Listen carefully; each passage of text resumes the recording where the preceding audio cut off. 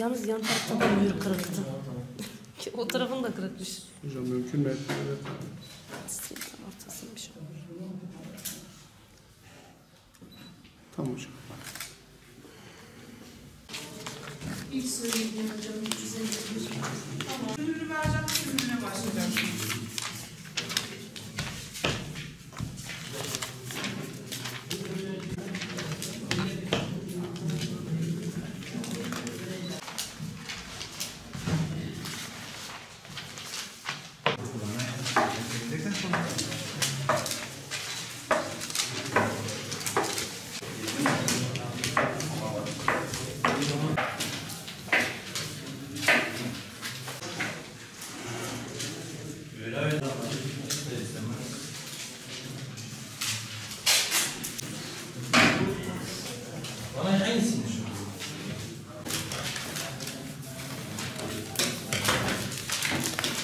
Sabah oyumuzu kullanmaya geldik.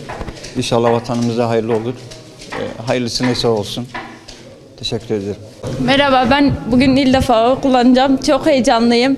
Ve bu seçim zaten hepimiz için de çok heyecanlı geçecek.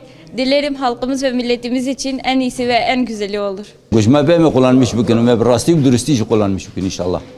O da tu derdu bela ne de ki cab khair bij Müslümanlar o ki cab baş bij millet mer o da taala. O da taala وان موفق بك ان شاء الله. خدي وشكي وخدي تعالى بقشار ربي وكي خير بخدي ويا بك ان شاء الله ومي وكرجار قلميش بك وما خدي دستي خدي ده دايتي دجي وادجي.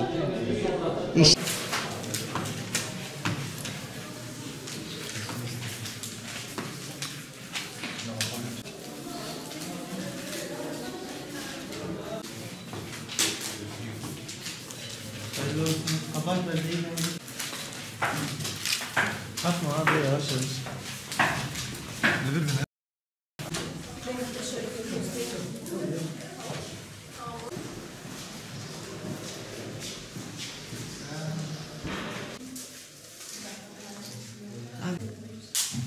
İsim bir bakın.